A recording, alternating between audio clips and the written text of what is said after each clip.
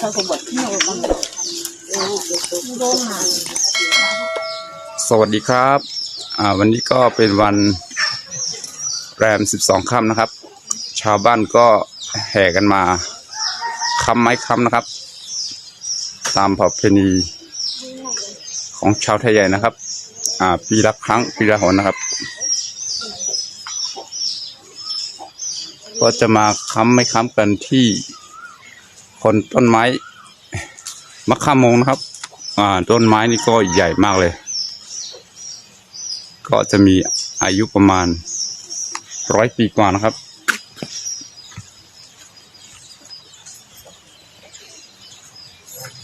เรามาดูรอบๆนะครับ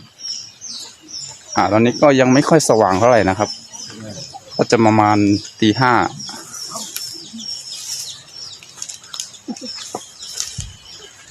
ครับคนมาค้ำตั้งแต่เช้านะครับก็ประมาณตี 3 ตี 4ก็เหลือแต่คนที่มาสายนะครับ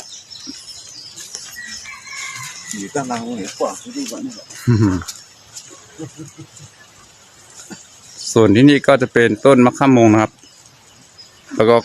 มองไปทางนี้ก็จะมีพระธาตุเจดีย์มะกาวคำนะครับ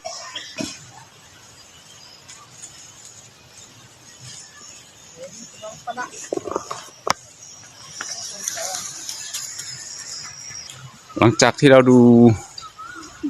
คนที่มาค้ำไม้ค้ำทิพย์แล้วนะครับเราก็จะพาทุกคนไปดูชาวบ้านเขามาทำเจดีย์ทรายในวัดนะครับเดี๋ยวเราไปดูกันว่าเขาทำกันยังไงนะครับอันนี้ก็คือ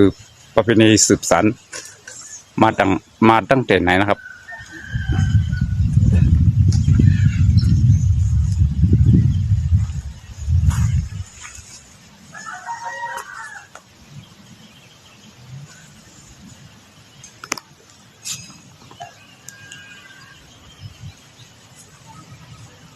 เมื่อไหร่ก็วันเดือนรอง12 ค่ำในขณะเป็นวันขึ้นจ้องที่วันนั่งหย่องนะครับวันเมื่อไหร่ก็เขาเดี๋ยวอันมาด้วยไม่กั้มเนาะอันคนพี่น้องในวันนี้ของเขาอันกันมัดกั้มที่หมักเขาข้ามกะมาขาเข้ากะเรียบด้วยค่ะนี่กะมิจะได้ค่ะเนาะนี่ก็จะเป็นไม่กั้มนะครับหนึ่งก็ละ1 แรมในขณะที่มัดกั้มสาบาสูบันเฮาอยู่ลีกินหวานก็ยินแช่มชาในเนาะก็ตีกำหอบๆใช่ไหมครับมาหาเขากะหลีด้วยหอบๆอันนี้ก็บนมากกำไม่ได้เย่าเรียบร้อยเย่าตัวลีงามมาขนาดบนก็อ่อนกันมือเปิดหลุมเปิดต้านดีจ้องนี่ครับนี่ครับอันนี้ก็เป็นน้องมะกาวค่ำครับนี่ก็จะเป็นมะกาวค่ำเนี่ยอาสาผมมันกดติเกี่ยวขนาดดีมากปัก2 ปักปีนี่ครับมันเป็นตั้งในครับตั้งในก็เดมี่นี่เดมี่เป็นหอเจ้าเมืองนี่ครับ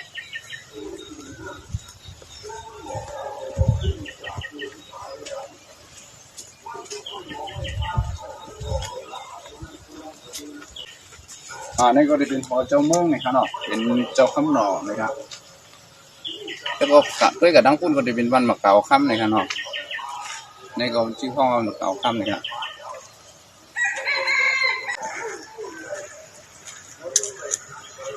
อันนี้ก็เขามาตุ้ยเขาพอป่ะครับ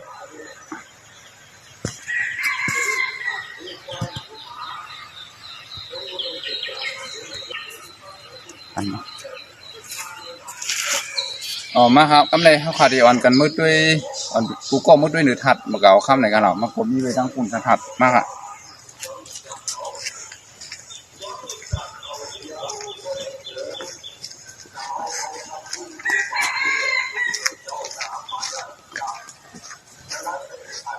เพราะว่าเขามืดด้วยหรือถัดเนี่ยไม่กี่รวมด้วยนั่งในวันนั่งหยองเขาก็ดีหันดีในขนาดที่เป็นทุ่งปังย่างไอ้หันวันนั่งหยองเนี่ย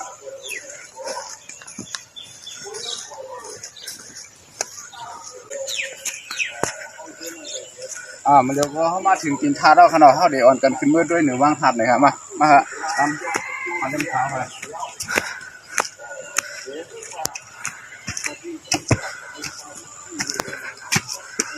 พวกว่าเขาขึ้นบ้านหรือทัดนี่ก็เขาเดี๋ยวถอดแคบไปตั้งแต่แน่นี่ครับเต็มเลยที่ขึ้นนะครับ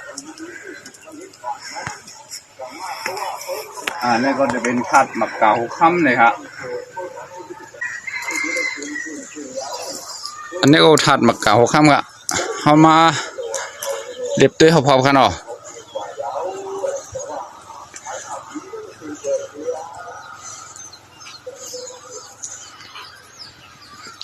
ส่วนทั้งปุ้นก็จะเป็นเตี้ยวล่าค่ะในก็จะเฮ็ดไว้เป็นศาลาเนี่ยกันเนาะ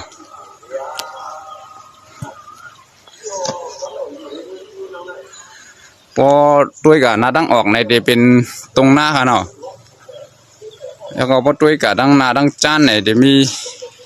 วันนั้นหย่องค่ะอันนี้ก็เป็นเส้นตั้งมาหาโขน้ำเป้งนะครับโขน้ำเป้งก็จะมีตั้งแต่นี่ครับ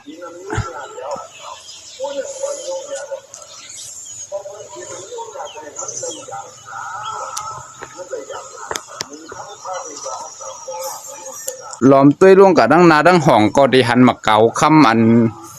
พี่น้องในวันนั้นของเขามากำไม่กำอยู่นั่นครับนะครับมันต้นใหญ่นะครับมาเก่าค่ำ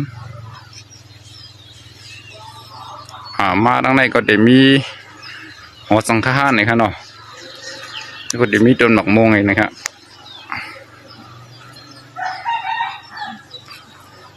ตรงนี้ก็ได้มีต้นไม้กำก่อฮะอันนี้ก็ต้นใหญ่ครับเนาะกำในเฮาเดียวอันกันกับล้อมด้วยล่วงกัดดังวันนั้นหย่องนะครับก็มันตีมูอีดขนาดก็ว่ามือเหลียวนี่กันไฟมันนำนะครับ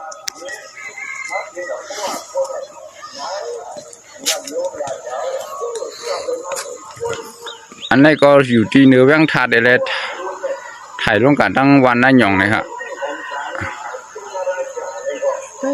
มีน้ำอันหันอยู่ในก็จะเป็นน้ำเป้งค่ะเนาะไหลลงมาตั้งเหรียญวันครับไหลลงมาตั้งเหนือคุณฮะลงมาโป่งลงมาตั้งไหนค่ะเนาะลงมาเนี่ย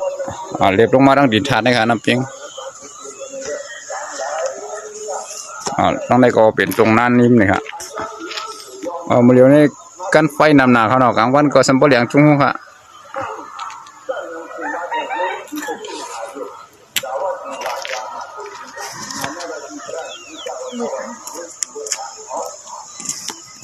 พอข้าไหว้เสียเขากับตัวก้นกำไม่กำตีมาเก่าข้าไม้เอากำในเขาเดี๋ยวอ่อนกันมาตัวเป็นเวทกองบริษัทจีนเกี่ยงค่ะเนาะมาเดี๋ยวก็เข้ามาก็เดี๋ยวถึงเกี่ยงค่ะ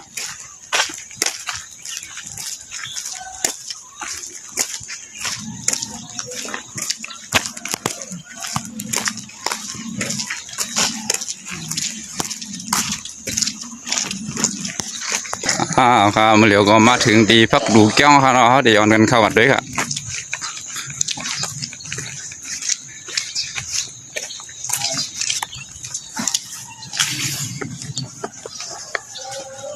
นี่ครับอันนี้ก็เป็นที่เป็นจ้องธรรมะพ่อก้าเนี่ยเนาะวันนั้นหย่องครับ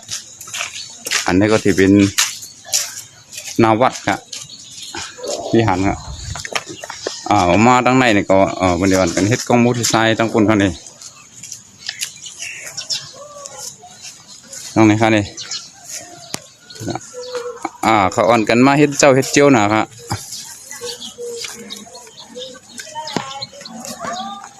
กำพองก็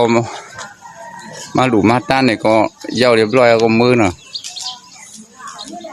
บางจุ่มก็ดึกมาเฮ็ดนี่ก็มีค่ะ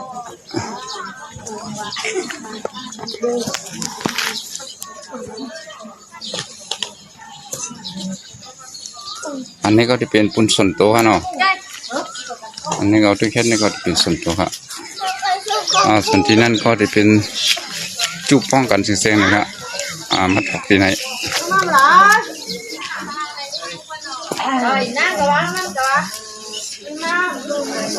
นี่ก็ได้ตื้นไม่กุยเลยขึ้นเมื่อมัดกับจ้องหน่อยครับ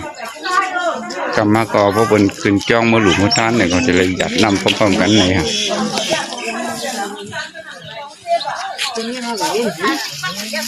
เขามีขาเลย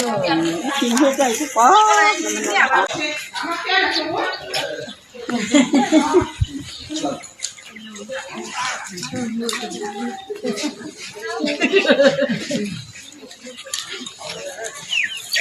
ไปจับย่างกันเลยเนี่ย 怎么样哦？比较厉害哦。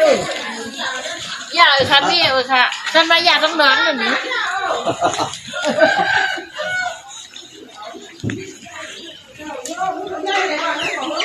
ไอ้ย่าอย่าง 那个主要不能地干，我该咱估计还是整个货物。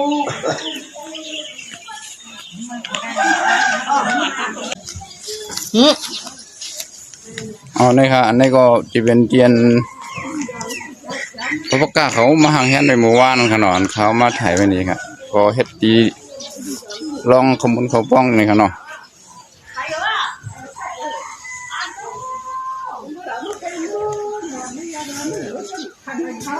มีการนี้ก็ละล่ะ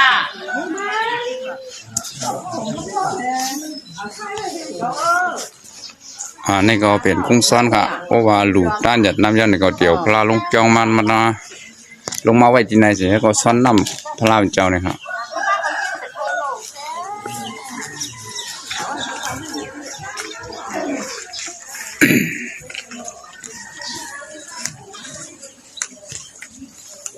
ก็เดี๋ยวมาอยู่ตั้งไผ่เนื้อมันเองก็น้ำถอกลงเลยครับมันเรียกก็กุ้งในเดี๋ยวปั่นนะครับ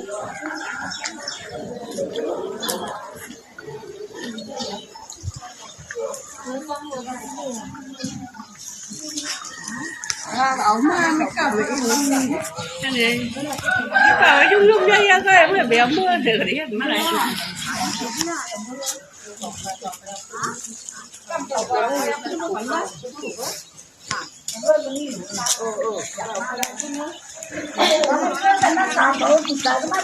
bây giờ anh làm à nhiều cái không đúng đâu แล้วก็พี่น้องล่าหูเขามาย้อนข้อมูลหน่อยครับเนาะเขาก็เดี๋ยวข้อมูลกับลูกเขานะครับหนึ่งก็ละหนึ่งแคปนะครับว่ามาครับก็เลยแคป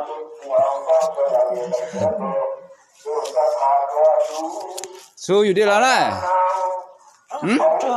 กันแล้วฮึกก็ไปเลย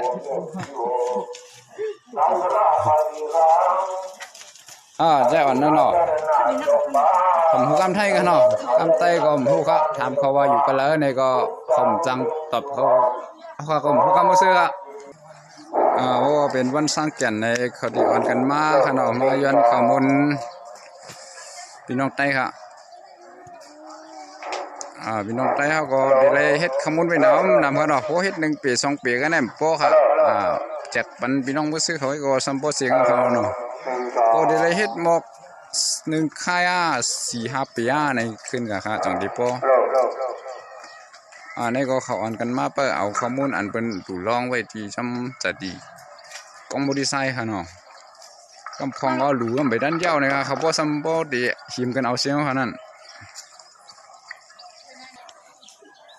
นี่ก็จะเป็นกุ้งซ้อนครับมันก็ไข่ก๋วยกับพ่อครับมีก้นเมฆครับนะอันนี้ก็เหตุการณ์ในเมื่อวันที่18 เดือน 3 เดือน 2 เฮงไปก็คือกำหัวมันก็แปลว่าก็ได้ถอกน้ำลงที่ไหนกันเนาะนี่ก็ที่มีเบอร์หมักล่างหง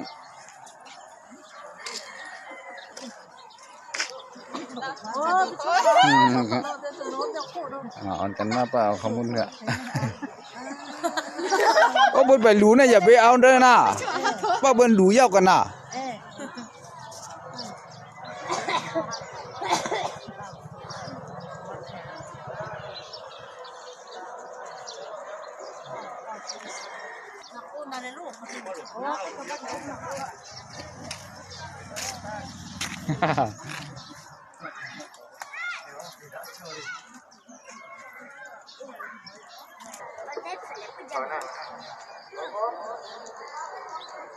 你主嘛感觉要出事故了，那个什么？นี่ก็เป็นพี่น้องรักหูเขาเนาะอันกันมาเปิดเอาข้อมูลอันเป็นต่างไว้ต้นเช่นนั้นเขาเนาะเพราะว่าเป็นดูยาวเนี่ยก็เขาได้ชิมกันเอาครับเขาเดินไปพบหลักฐานการเดินในรูปแบบเพราะว่าเขาหลุดหลายมาเนี่ยทั้งนั้นแล้วนี่เขาเดินตั้งคิดท้ายเราว่าที่นั้นอ่ะ ไปที่นี่เนี่ย เขา说他可能他他不一样了那个，就按日常来，哎呦，我说那还光也干着是吧？反正呢，我本家说，他是那干着那里面有传药，我有传药我每个人，别人都查，哎呀，是他可能就看那他。说那大陆那大陆土豪，那个土豪住的人，一个都很好，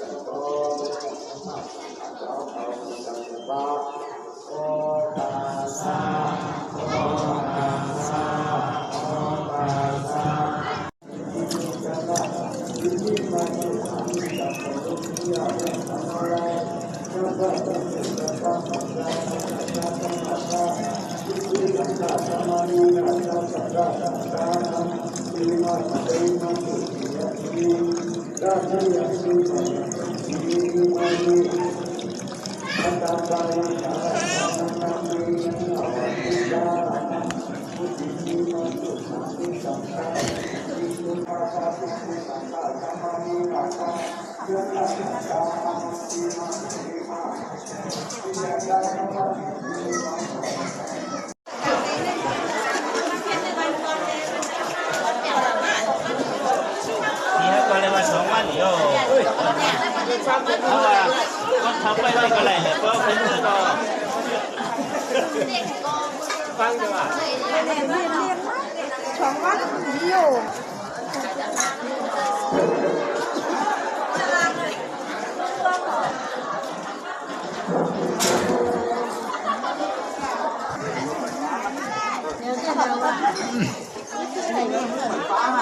อ๋อไปเมื่อเราโมซื้อวันกันมาหินนะ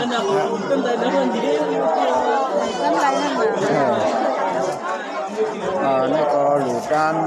เรียบร้อยแล้วครับกันลงจนเลย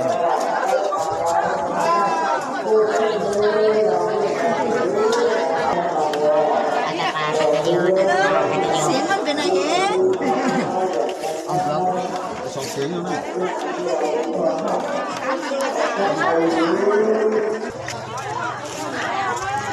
โอ้ยเสียงมอเตอร์ไซค์ของซ้ายอันนี้ทำไมเห็นมาเจ้าดังค่ะ พี่น้องเล่าหูเขาอันกันมาหิมันหิมกันเอาเขามุนเขาบ้องกันเนาะนั่งถึงตั้งปลามัน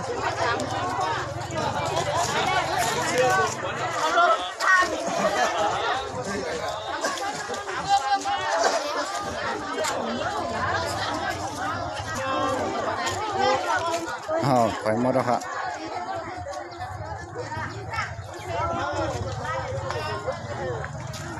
ทำไปนี่ก็ไล่กันเนาะดูด้านไปด้านยาวกันหิมกันหมดแล้ว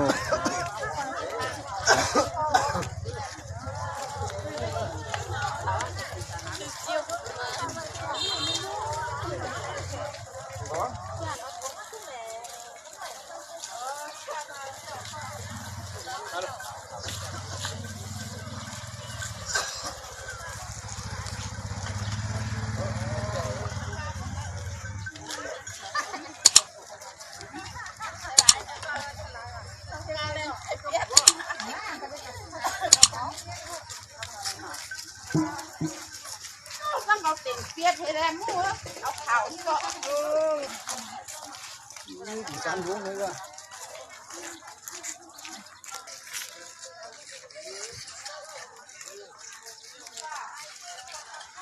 ตีน่ะ